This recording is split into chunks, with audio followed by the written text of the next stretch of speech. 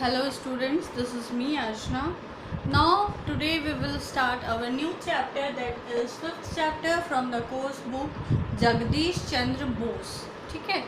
Do you know names of any famous scientists? Discuss in class their contributions in the field of science. कौन थे जगदीश चंद्र बोस? एक famous scientist. तो सबसे पहले मैं आप लोगों को रिक्वेस्ट करूंगी कि ये चैप्टर एक बार रीड करोगे, उसके बाद वीडियो देख के आप लोग समझोगे, ताकि पैराग्राफ बाय पैराग्राफ आपको समझ में आए. ठीक है. तो क्या आप किसी फेमस साइंटिस्ट का नाम जानते हो? अगर जानते हो तो आप क्लास में उनके बारे में डिस्कस कीजिए. और ये जो चैप्टर है वो है आपका जगदीश चंद्र बोस के ऊपर, जो कि 30 नवंबर 1858 मायमन सिंह नाउ इन बांग्लादेश, जो कि अभी बांग्लादेश में है, वहाँ पे पैदा हुए थे. From an early age the boy was full of questions. बहुत ही छोटी सी उम्र में वो जो थे पूरे मतलब क्वेश्चंस से भरे हुए थे. इतनी क्यूरियोसिटी थी उनके में कि वो हर चीज़ को एक प्रश्नवाचक चिन्ह बोलते हैं ना, क्वेश्चन की तरह देखते थे कि ये ऐसा क्यों हो रहा है, उसके कलर ऐसा क्यों है, उसके साथ अगर हम कुछ करते हैं तो उसका रिएक्शन कैसा होगा.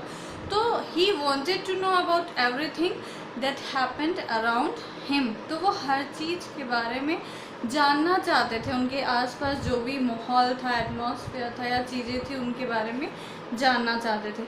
वो सोचते थे, what is a glow worm, is it fire और a spark, why does the wind blow, why does the water flow. Glow worm means जुगनू जो बोलते हैं ना हम लोग, वो.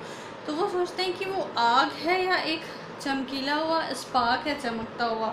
तो ग्लो वर्म जो है, फीमेल्स में जो है विंग्स यानी कि पंख नहीं होते हैं, और वो अपने पूंछ से ग्रीन कलर का लाइट निकालती हैं. ठीक है. तो वो he was curious about everything. वो हर चीज़ जानने के लिए एक इच्छा, मतलब क्यूरियोसिटी रहती है ना, जानने की इच्छा कि मुझे ये भी जानना है, वो भी जानना है, क्या हो रहा है करके.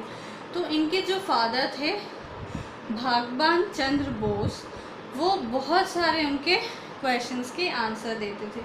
Jagdish parents took great interest in his upbringing and help shape his strong and courageous character. तो जगदीश चंद्र जो थे, उनके पेरेंट्स जो थे, उन्होंने उनका बहुत सपोर्ट किया और वो उन्हें हेल्प करते थे कि हम अपने बच्चे के जो क्वेश्चंस है उनका ज़्यादा से ज़्यादा आंसर दें, और वो एक लास्ट में स्ट्रॉन्ग और करेजियस कैरेक्टर, एक अच्छा बच्चा या एक अच्छा इंसान बन के निकले. A born scientist, he learned many things by studying at home on his own. As a boy, he had a number of hobbies that fostered his interest in science. He used to breed frogs and fish in a pond near his house. He would pull out germinating plants to observe their root system.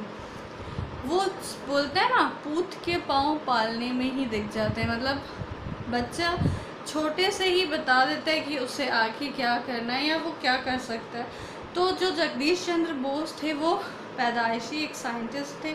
उन्होंने बहुत सारी चीज़ें घर में ही पढ़ के सीखी थी, और जैसे कि वो एक लड़के थे, उनके में बहुत सारे ऐसे हॉबीज़ थे और बहुत सारी ऐसी चीज़ें थी जो साइंस के प्रति उनके लगाव को बढ़ावा देती थी. वो क्या करते थे, ब्रीड करते थे फ्रॉग्स को. ब्रीड मीन्स एक जाति से दूसरी जाति निकालना या ब्रीडिंग करना बोलते हैं ना. जैसे हम लोग बीज से पेड़ उगाते हैं, वैसे एनिमल्स को ब्रीड करके जो आगे उनका जनरेशन जो बढ़ता है बोलते हैं उसको, है ना. और जो फ़िश रहती है, उनके घर के पास जो तालाब था, उनको भी वैसा ही करते थे. वो किसी भी पेड़ को, छोटे से पेड़ को निकाल लेते थे और उसके रूट्स को देखते रहते थे कि आखिर ये कैसे जर्मिनेट हुआ, इसके रूट सिस्टम में क्या क्या है. फिर 1869 में Bhagawat Chandra was transfer to Burdwan and Jagadish was sent to study at Saint Xavier's school in Calcutta, now Kolkata. तो फिर उनके जो पापा है, उनका ट्रांसफ़र हो जाता है कोलकाता में 1869 में, और वहाँ उन्हें सेंट जेवियर्स स्कूल में डाल दिया जाता है. अब क्या होता है, then at the age of 16, अभी वो 16 साल के हैं, वो Saint Xavier's, he joined Saint Xavier's college to pursue his graduate degree.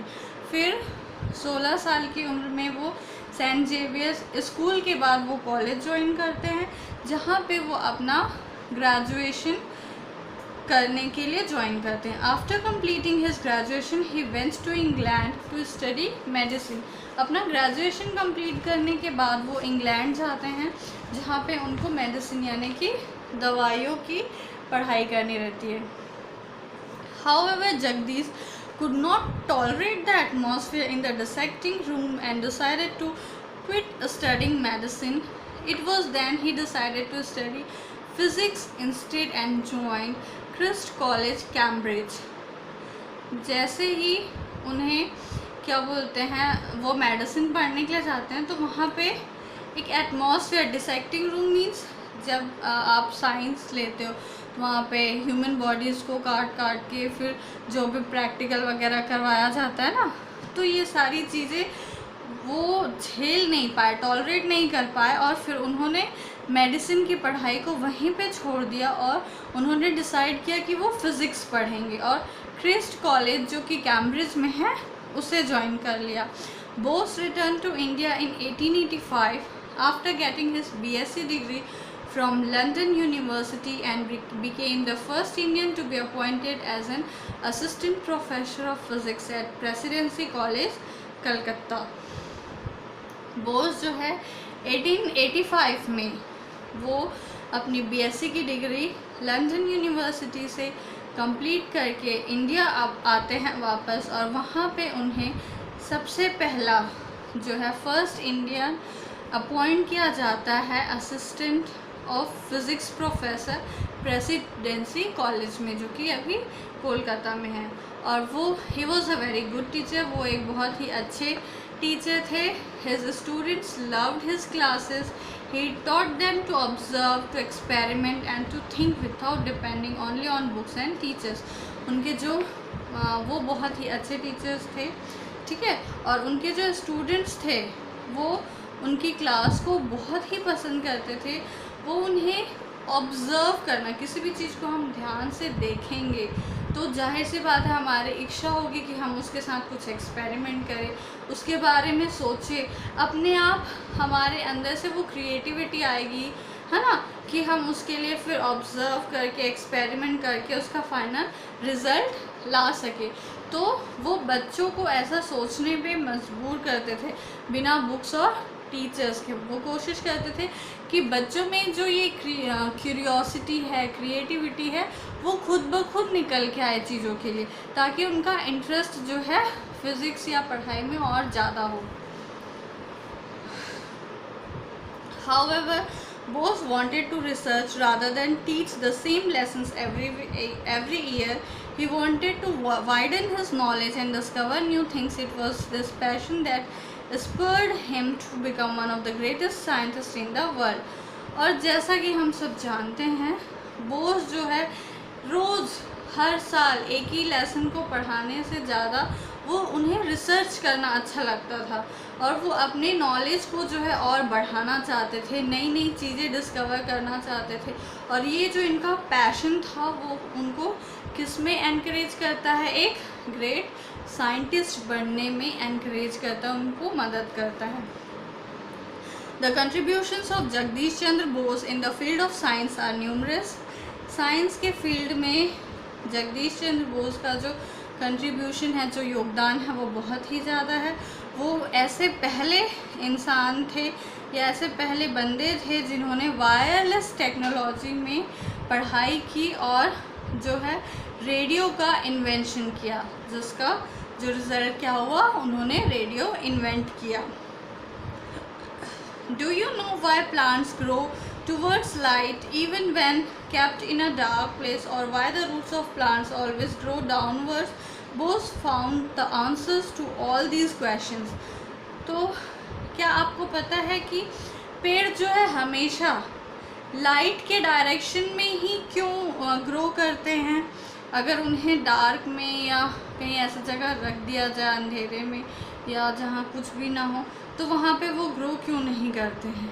तो ये सारी चीज़ों के क्वेश्चंस के जो आंसर्स हैं बोस, सुभाष चंद्र बोस ने फाइंड आउट किए, खोजे उन्होंने। Through experiments Bose explain that plants are living beings and response to stimuli.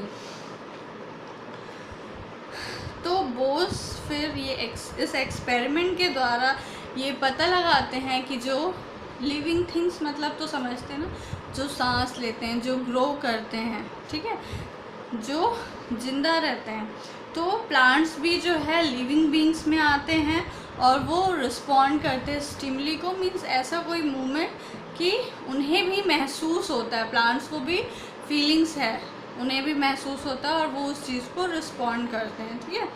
The instruments developed by Bose were used in different countries and in many industries. However, Bose never accepted money for his inventions as he felt that knowledge cannot be anyone's personal property. और जितने भी instrument जो है जगदीश चंद्र बोस ने develop किए या other countries या industries को उन्होंने दिए, तो उसके लिए उन्होंने कभी भी पैसे एक्सेप्ट नहीं किए। मतलब जो बेचना होता है ना अपने नॉलेज को, सामान को, क्योंकि उनका मानना था कि जो हमारी नॉलेज है, हमारा जो ज्ञान है, वो हमारी पर्सनल प्रॉपर्टी नहीं है, इसीलिए हमें इसे बेचना नहीं चाहिए। Bose never really had the opportunity to work with proper scientific instruments and a fully equipped laboratory. After many years of hard work, his dream was realized when the Bose Institute was established in Kolkata. While inaugurating the institute, he said, "This is not a laboratory but a temple." Such was his love for science.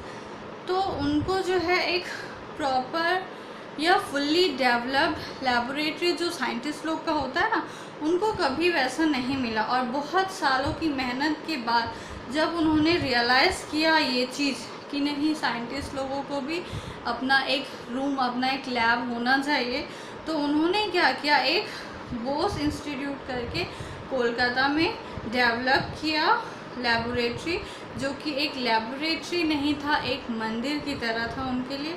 और वो इतना, सच was his love for science, और इतना प्यार था, मतलब बोलते हैं ना, आप क्या काम कर रहे हो, आपके काम से आपका प्यार दिखता है, आपका जुड़ाव या लगाव दिखता है। तो साइंस से उन्हें इतना ज़्यादा लगाव या प्यार था कि वो अपने लैब को एक मंदिर समझते थे, ठीक है। Jagdish Chandra Bose was also interested in literature. In 1896, he wrote a short story called Runaway Cyclone, which was published in a magazine. This story is considered to be one of the earliest works of science fiction in Bengali. Bose died in 1937, but his contributions to science are remembered to this day. Neville Francis Mott, who won the Nobel Prize in 1977, remarked that J.C. Bose was at least 60 years ahead of his time. Jagdish Chandra Bose जो है literature means लिखने में भी उन्हें interest था। लिखना means कुछ stories लिखना या कहानी बोलते हैं ना, जैसे बुक लिखना, उसमें भी उनका इंटरेस्ट था। तो उन्होंने एक शॉर्ट स्टोरी रनअवे साइक्लोन करके एक स्टोरी लिखी थी 1896 में, जो कि एक मैगज़ीन जो बुक्स वगैरह आती ना, उसके रूप में वो पब्लिश हुई थी। और इसको साइंस फिक्शन का सबसे पहला जो है बुक माना जाता है, जो कि बंगाली में थी। जगदीश चंद्र बोस जो थे बंगाली थे आई थिंक, ठीक है। और जो बोस जो है 1937 में उनकी मृत्यु हो गई, लेकिन उनका जो है इस दिन को, जो जब वो मरते हैं उस दिन को साइंस कंट्रीब्यूशन के रूप में इस दिन को याद किया जाता है। और उन्होंने और नेविल फ्रांसिस मोट, जो कि एक नोबेल प्राइज़ विजेता है, जिन्हें 1977 में नोबेल प्राइज़ मिला है, वो ये मानते हैं कि जगदीश चंद्र बोस जो है 60 ईयर्स अहेड मीन्स 60 साल पहले अपने जो समय था उससे पहले चलते थे। मतलब आज जो हमारे साथ हो रहा है या जो चल रहा है हमारे साथ, तो वो ये सारी चीज़ों की कल्पना करके वैसे इंस्ट्रूमेंट्स या चीज़ें उन्होंने बनाई थी, ठीक है। और वो एक बहुत ही अच्छे साइंटिस्ट थे। आई होप ये चैप्टर आप लोगों को समझ में आया होगा। तो प्लीज़ अच्छे से रीड करना चैप्टर को, टाइम वेस्ट मत करो अपना घर में बैठ के, है ना। रीड करो, समझो। Thank you.